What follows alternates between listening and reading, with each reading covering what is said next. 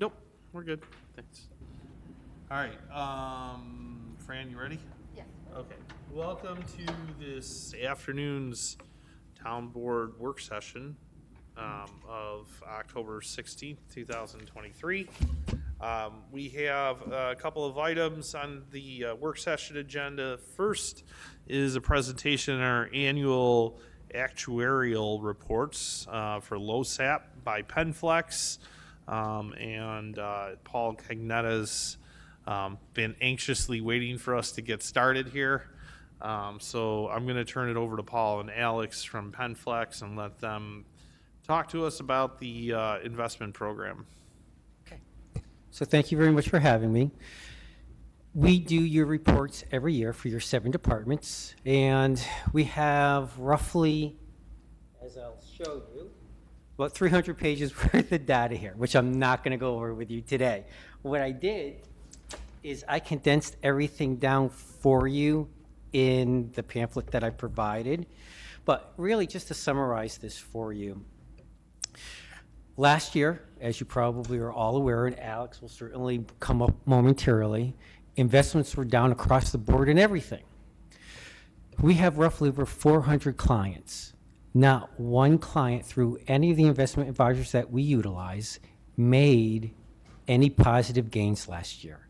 The losses that we saw ranged anywhere from 12% negative all the way to negative 22%.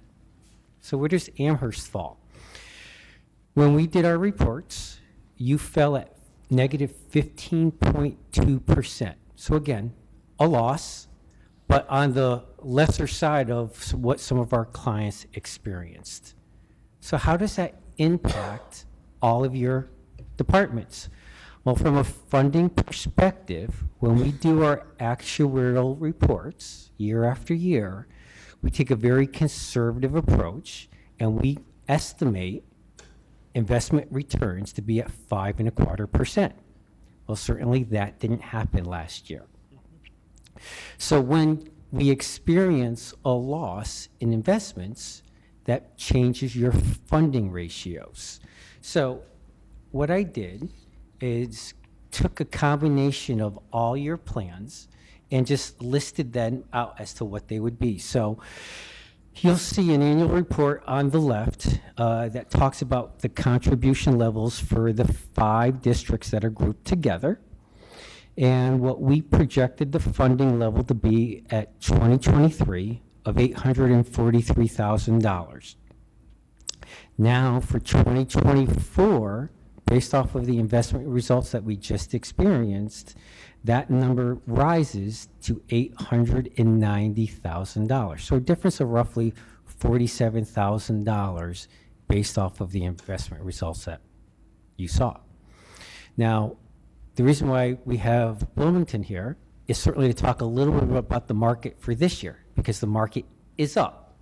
So the losses that you experienced over this past year, the gain over time, and that's what you'll see in our reports, is to take that loss and ultimately bring it back to the funding level of what we hope, which is at 100%. So what we do from an actuarial perspective is your highs and your lows, we never put that in one specific year. We call it asset smoothing. And what we do is we take that and spread that out over 3 years. So for example, if you have a 15% gain one year, we don't show all that 15% gain in 1 year, we spread it out. Same thing for a loss, we spread that out. So this way, your results are more even versus experiencing spikes in the market, high and low. From a funding perspective, we're trying to keep this as even as possible, and this is why we use what's called an asset smoothing model. In looking at the one document, I do show the funding levels if you are curious. It's on page 3 of the packet on the left-hand side, and it does list the 5 departments that are grouped together. And the ultimate goal certainly is to be at 100%, but the nice thing about the LoSAP plan, not all of your participants are receiving their LoSAP award all at one moment. So you have time to fund your program, because as the older members achieve their LoSAP award, those are the first people that you pay out. So you certainly have the money to pay the individuals that are older, of course, in the program right now. When we do our actuarial number, we have to take into account every single member. So if you have someone that's 20 years old, we're calculating that in our funding ratios. So again, from a funding perspective, some of your plans are at 80%, 76%, 90%, and it's all based again on the age of the individuals that are in the plan when they're going to be what we call reaching entitlement age. But from a investment strategy perspective, the ratios that you're at, you're all the plans, all 7 of them are all at good levels presently. Now, I think if you get below 50, then it's a cause for concern. You're nowhere near that 50% level right now. So you're in a good situation. And again, last year's results, investments, across the board, nobody made any money on anything. But what I want to do, because I know I have limited time, I want to bring Alex up for a moment and talk about the year right now, what you're experiencing, what the market's experiencing, and that will help with the investment losses that you experienced last year. So Alex, do you want to come up for a moment?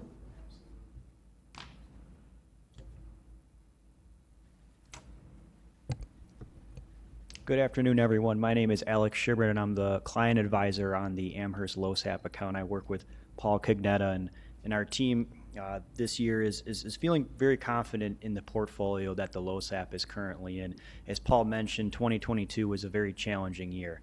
That being said, we were down less than most of the other model portfolios in the broader market itself. And in this year, we're currently up, as of September 30th, 2023, about 4.79% year to date. And with some context there, the portfolio is not 100% invested in the stock market. It's diversified to about 59% equities, 38% fixed income, and about 3% cash. Given the rise in interest rates over the last 18 months, fixed income is a really viable asset class to be in. I mean, we can hit the high 4s, low 5% on coupons right now. So as bonds do mature, we can reinvest that and earn some really kind of risk-free rate right there in the portfolio. But what does this really mean long term, right? We're confident to be sitting at about 4.79% year to date and a pretty kind of moderate to conservative asset allocation for this portfolio going forward. And we're able to hit those funding ratios, which we feel great about.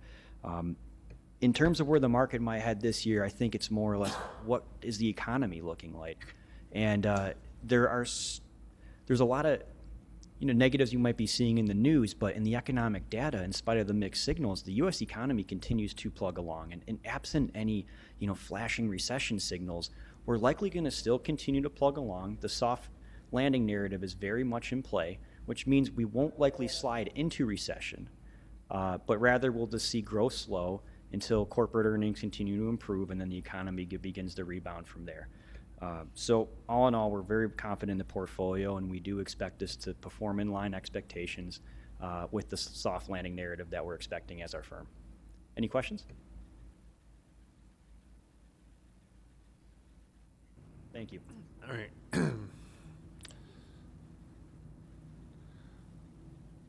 So if you don't have any questions for myself, that will be our discussion on the state of your LoSAP plans.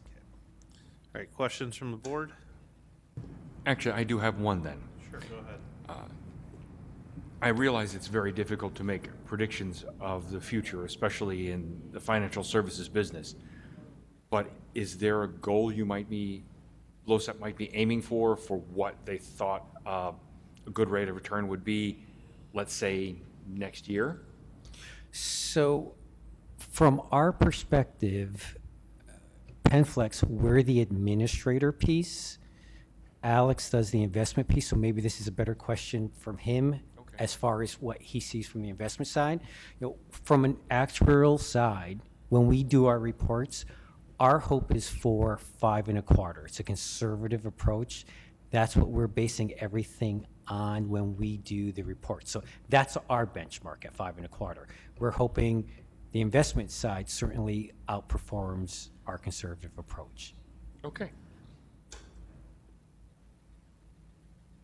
To add some additional context there, we can't guarantee investment returns, but with the general asset allocation based on the investment policy statement that we put together for the Amherst LoSAP account, if we definitely want to ideally clear that 5.5, funding ratio mark, right? But if this portfolio can at least stay in that 6 to 7% range without taking on too much risk and volatility to get there, that would be a good long-term benchmark, right? Okay. Does that answer your question? Yes, it does. All right, thank you. All right, further questions from the board?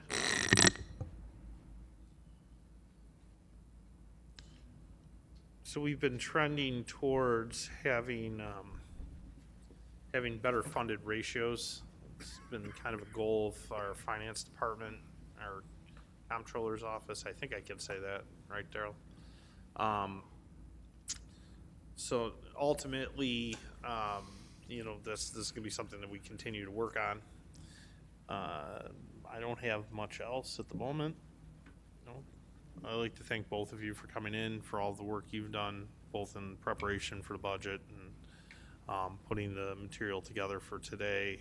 And we will continue to work with you as we go through what I'm sure is at least going to be a somewhat chaotic year, depending on what the feds do with interest rates and a whole bunch of other items. So thank you both, and thank you, and thank you, Joanne, for coming in.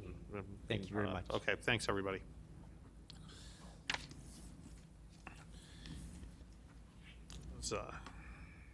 Next items on our agenda are work town board meeting agenda items.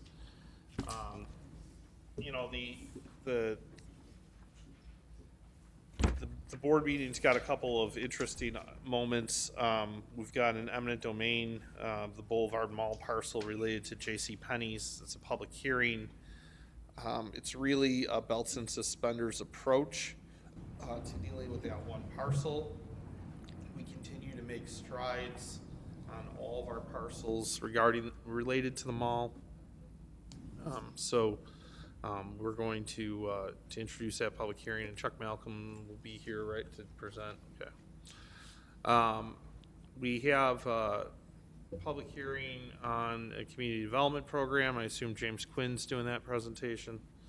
And then we've got resolution and local law to override tax levy limit. I will be presenting some information about the budget and tax levy and kind of talking about what the direction we're heading with regards to that.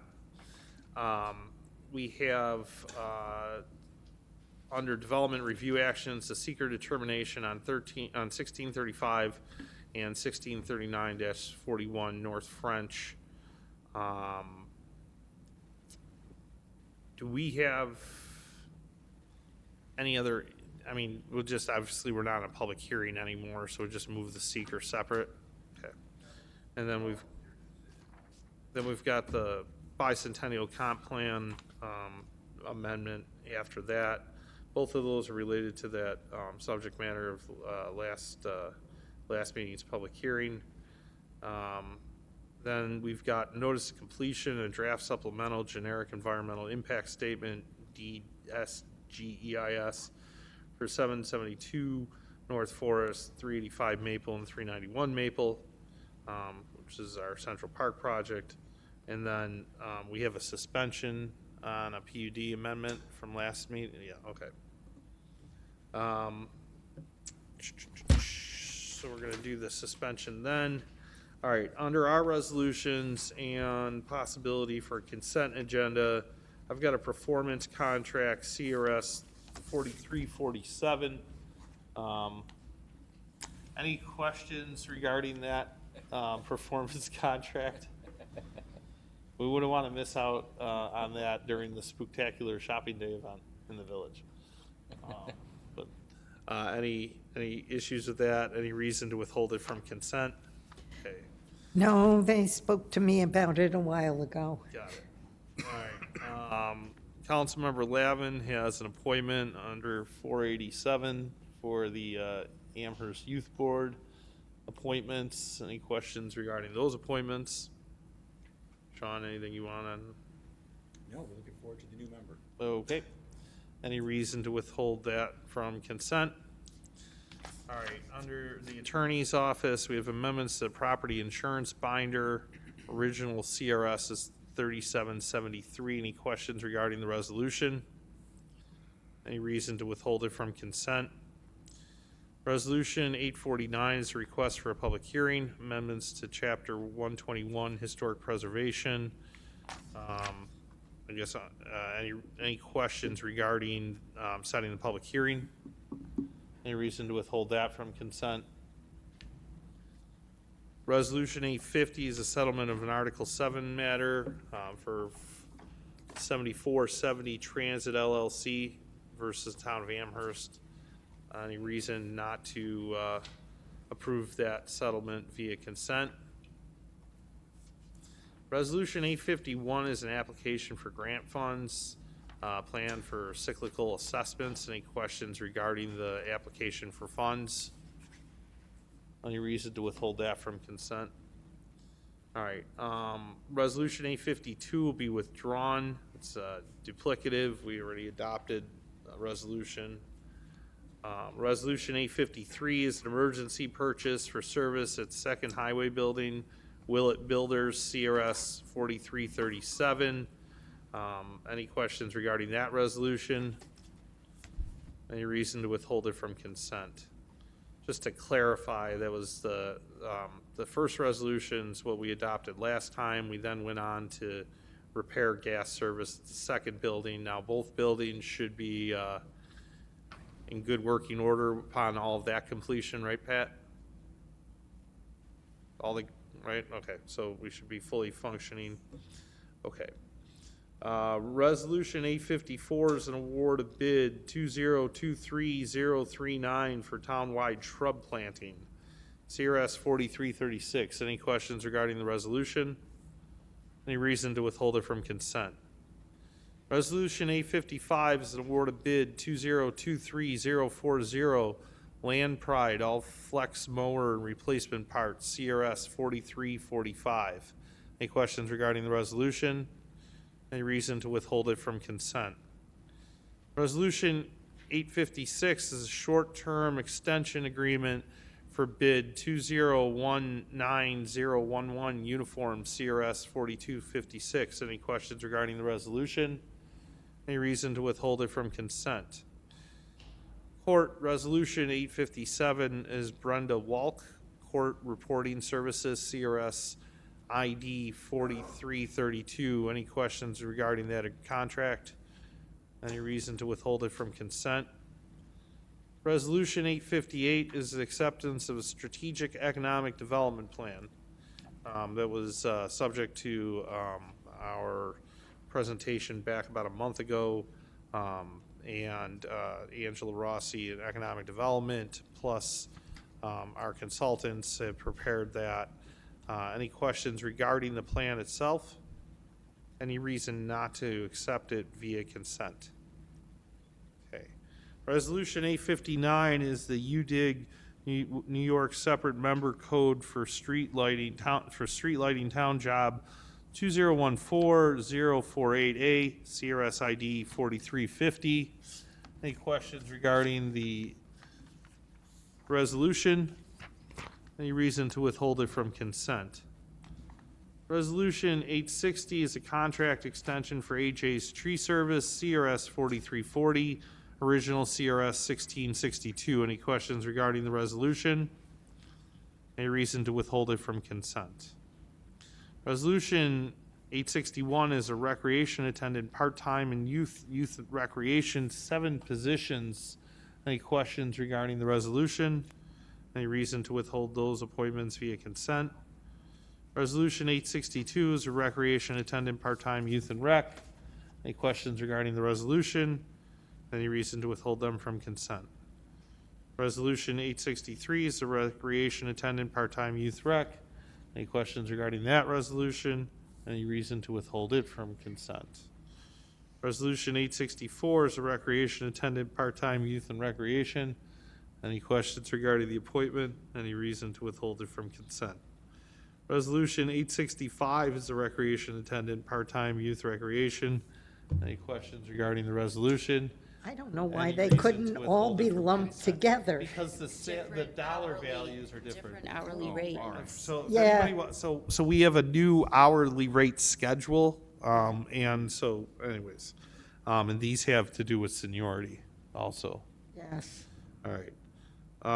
Sorry, I lost my place. Resolution sorry. 866 is recreation attendant, part-time youth and recreation. Any questions regarding the resolution? Any reason to withhold it from consent? Resolution 867 is a recreation, part-time youth and recreation. Any questions regarding the resolution? Any reason to withhold it from consent? Resolution 868 is a sidewalk waiver request, 2023 to 01 80 Gessel Lane. Any questions regarding granting the sidewalk waiver request? Aren't these usually presented to us? If there's a sidewalk waiver, we usually get, We did get a report. Yeah. We did get a report to deny. I'm sorry, I said grant, didn't I? I did say grant. yeah, It is that's, a denial. okay. Okay, I'm sorry, I misspoke. What I, all right. Well, I'm good with the denial. Okay, any reason not to deny it in spite of what I said earlier? Good for denying. Okay, we'll do that via consent. Great. Resolution 869 is a grant agreement for computer equipment funding. Listen, I get through like 15 different recreation attendants, and I That's misspoke. why I know, I'm you just kept kidding. laughing. That's why I was like, couldn't we combine some of them? I knew I was going to have to get through the. Resolution 869 is a grant agreement for computer equipment funding, CRS 4324, New York State Division of Criminal Justice Services, NYSD CJS. Any questions regarding that grant? Any reason to not to approve it via consent? Resolution 870 is a grant agreement for the Edward Byrne Memorial Justice Assistance Grant Program, Live Scan Fingerprinting System, CRS 4323, New York State Division of Criminal Justice Services, NYSD CJS. Any questions regarding that equipment or grant, or any reason to not approve it via consent? Resolution 871 is the Digital Surveillance Solutions, DSS, CRS 4341, for Veterans Park Access Control and Camera Installation. Any questions regarding the resolution? Any reason to withhold it from consent? Resolution 872 is an authorization to purchase CRS 2577, CMS 2526. Any questions regarding the resolution or the authorization? Any reason to withhold it from consent? All right, we have two public improvement permits. Resolution 873 is a public improvement permit. 3111 paving and curbing, Romney Road, four-way stop, TJ Maxx Plaza and Consumer Square, 850086A. Any questions regarding the approval of the public improvement permit? Any reason not to approve it via consent? Resolution 874 is a public improvement permit number 3112, paving and curbing, Muir Woods, Site B, Aspen Heights and Audubon Extension Trail and Access Road 2005.008B / SP 2020-13. Any questions regarding the resolution? Any reason not to approve it via consent? Okay. We have an executive session to deal with, it's not really pending, to deal with litigation matter, still pending. And that's related to an acquisition. I'm going to motion to adjourn to executive session at this time. Second. All in favor?